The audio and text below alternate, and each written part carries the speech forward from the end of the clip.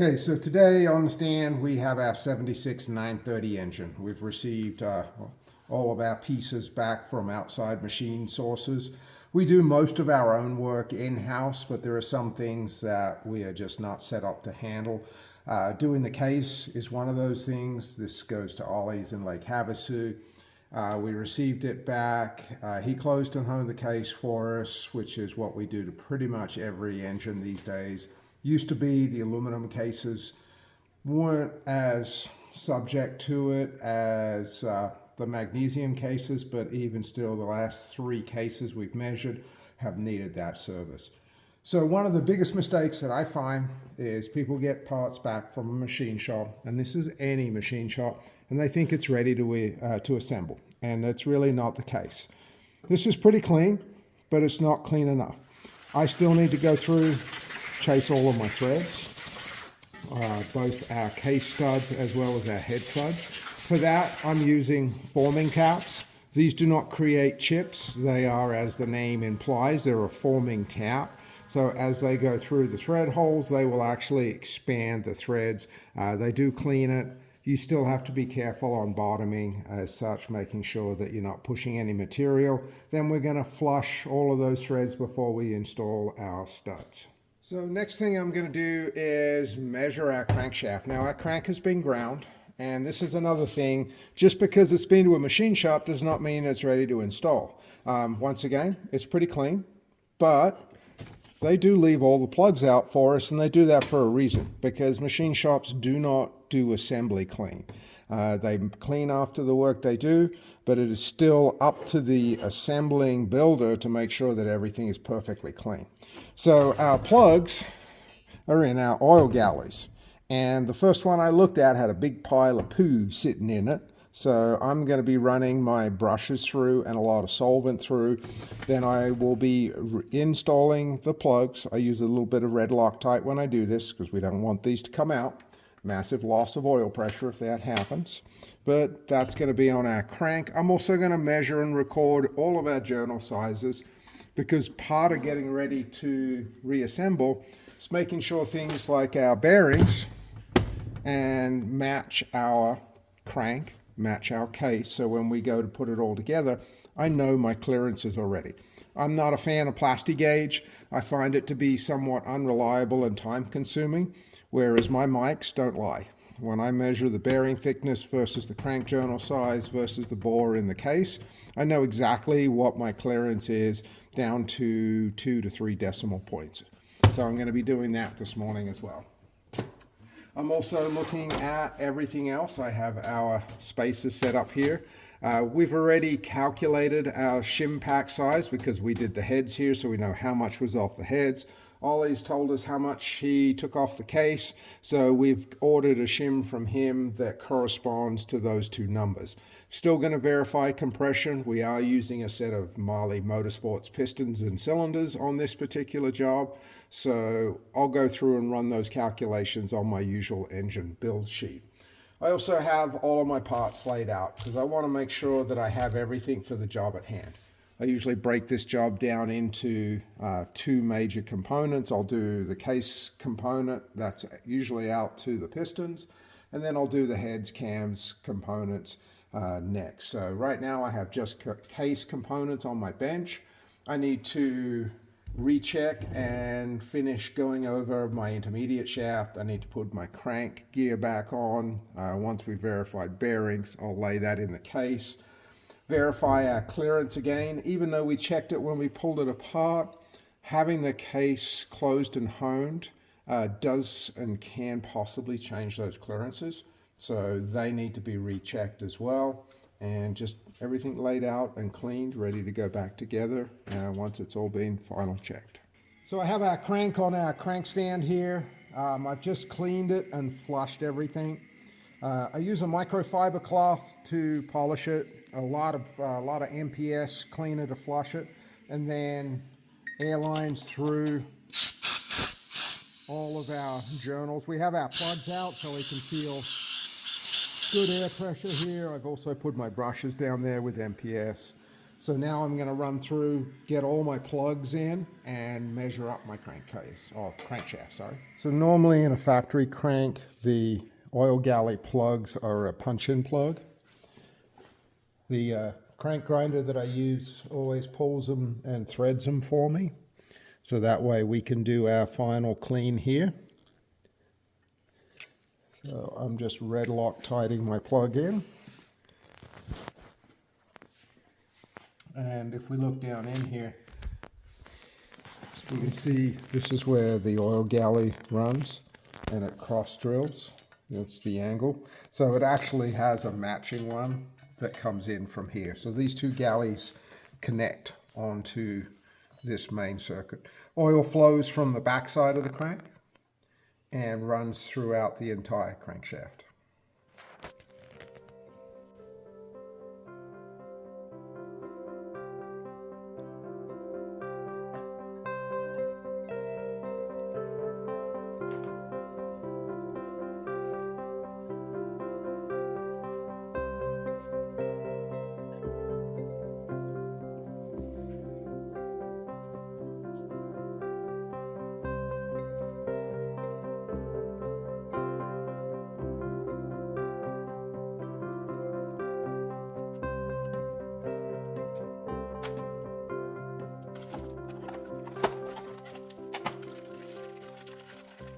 Okay, so I just finished measuring all of our bearings, and what I've done is I've written their sizes on the actual bearing backs. And we can see there's some very slight differences on those sizes.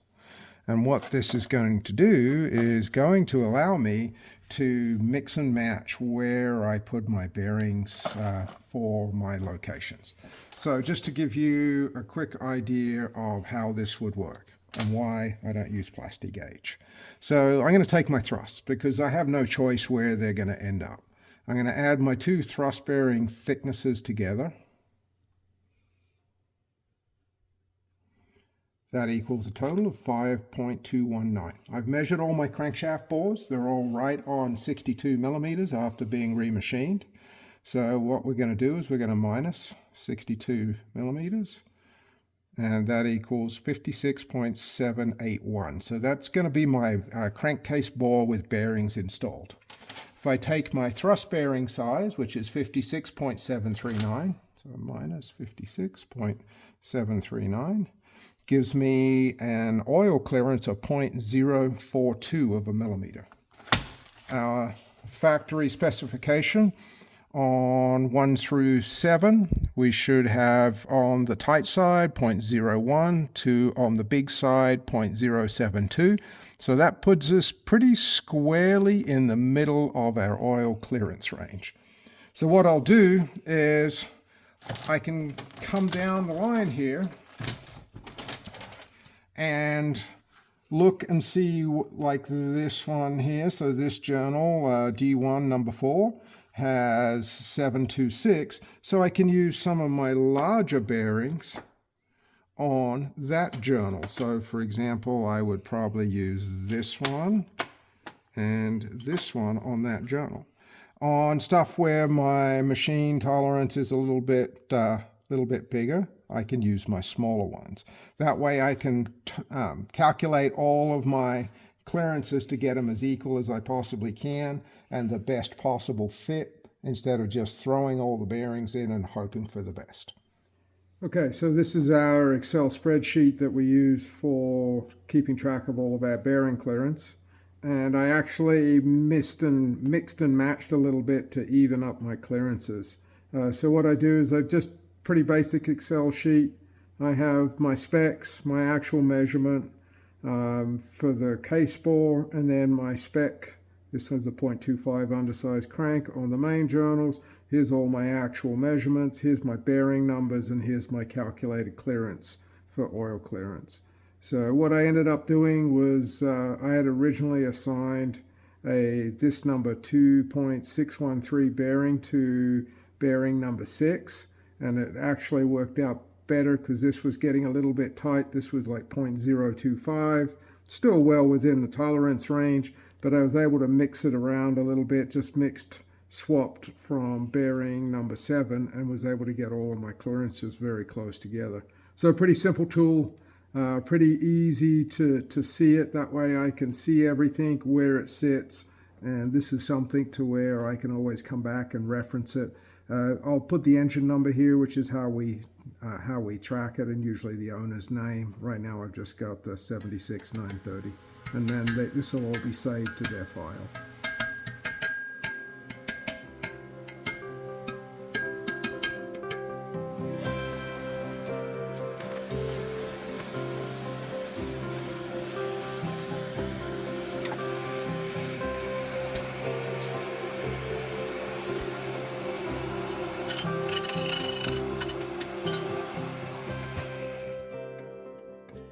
And float, looking good. 0.035 after seating the thrust bearings. So I've sat our intermediate shaft into our case, and whenever you have a case closed and honed, no matter what readings you got beforehand, they become irrelevant because they have to remachine the intermediate shaft bearing as well as the main bearing shaft bores, and so that can make slight changes. What the problem was with this one, when I checked it in the first place, we had a good reading right around 0.02, 0.025. But when I was checking it in 4 places, as I came around, I ended up with a loose spot. And I can maybe show you what we're looking at. 0.1 right there. So I was getting a reading right around 0.09, 0.1, which is about double the acceptable range. And you can actually see that I've marked on the wheel that an L for loose. And also on the crank pulley, I marked a T for tight, because where I had the tight spot, I wanted to see if it moved. So what I did is pulled out my intermediate shaft, picked up a different spot, went to the tight spot, put it back in, and was basically getting the same readings with the loose spot on the gear wheel up against the crank gear. So that tells me the wear is in this gear, not in our crank gear. So we're going to go ahead and order a new one of those and continue with other things.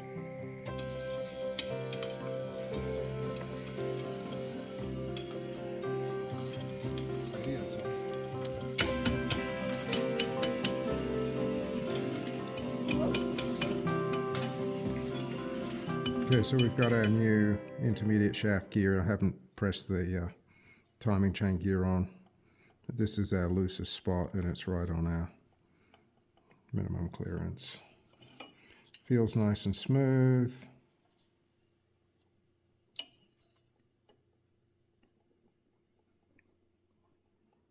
.02.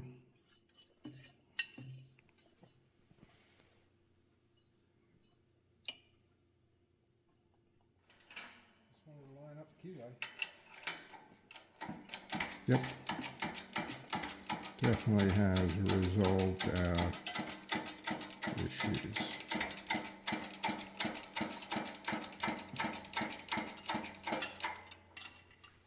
Okay, we got a seal there.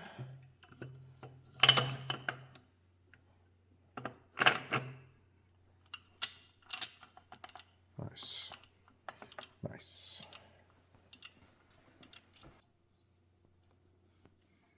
Feel it move on the oil pump as I bolt it down.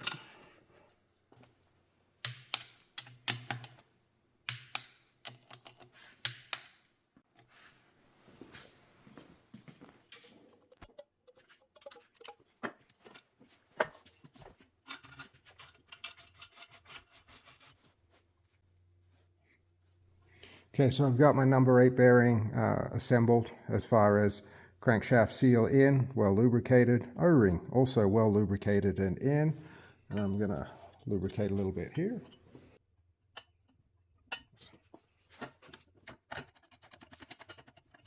Okay, so at this stage I've got my number 8 bearing installed, our intermediate shaft and oil pump are installed, our clearances are all checked and set on our intermediate gear clearances. The crank has been cleaned.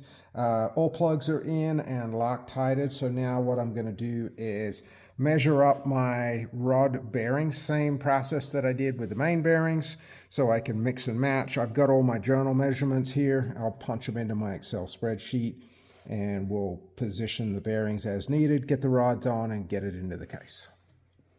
New locator pin installed for our number 8 bearing.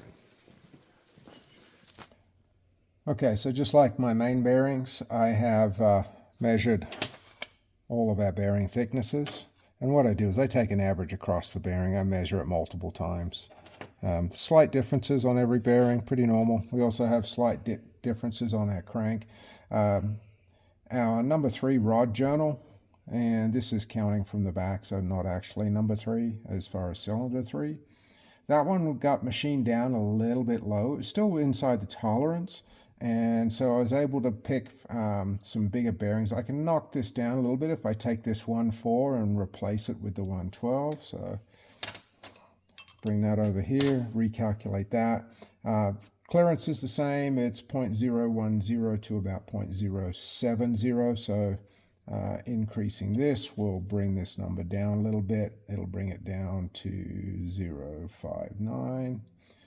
And on this one, we'll bring it up to 0.052.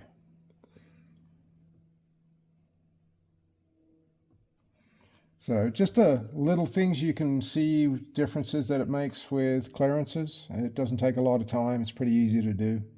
And you can get your everything balanced out and you know exactly what your oil clearances are going to be. Okay, so we've got new factory Porsche rod bolts and nuts. Torque is going to be 50 to 55 Newton meters. We're going to do it in 2 stages. So just a pre-nip. So it gives me a chance to feel the rod.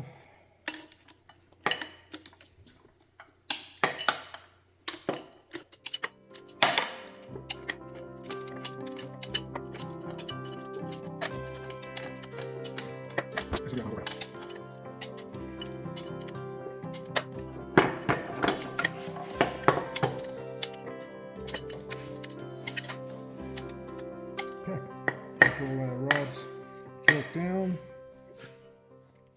Everything moves well. We've done all our clearance calculations. So ready for the crank to go back into the case.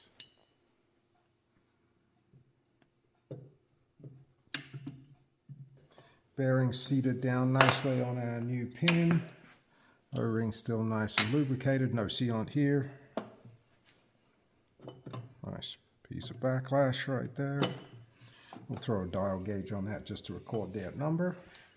But now we are ready just to hold all our rods up, timing chain up, and close our case halves.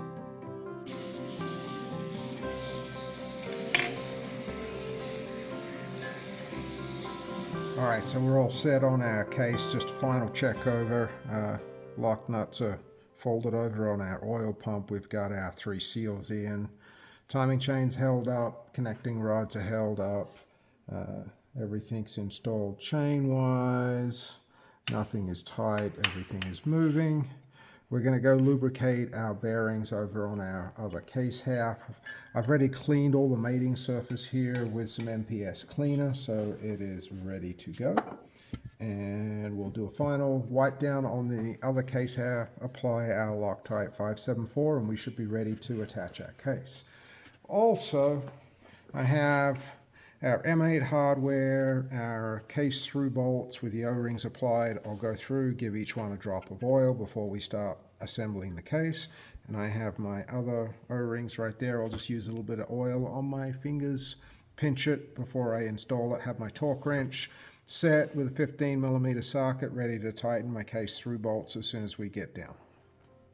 Stop it dripping.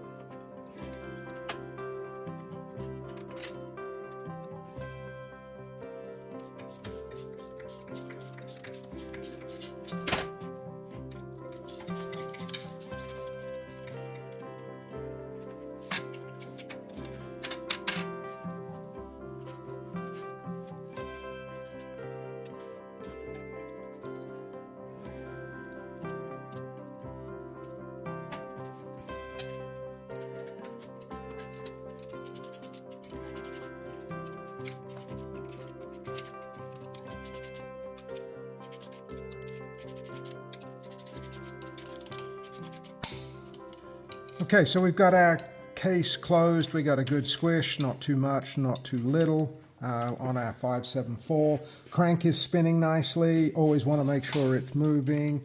Main bearings are all torqued. Fresh O-rings on. Number 1 cylinder here. I had a problem with this washer wanting to turn, and that's really the secret to not having issues, is not allowing these washers to turn.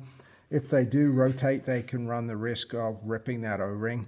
So I pulled it out, put a new O-ring on it, and just took a pair of vice grips and clamped on that washer and held it while I tightened it. Other than that, everything went well. Everything torqued down nicely, no issues, and we're moving forward.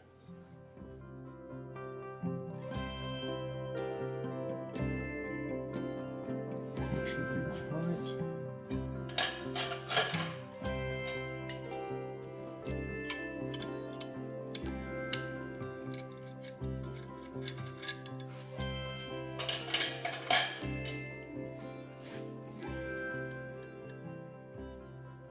Sweet.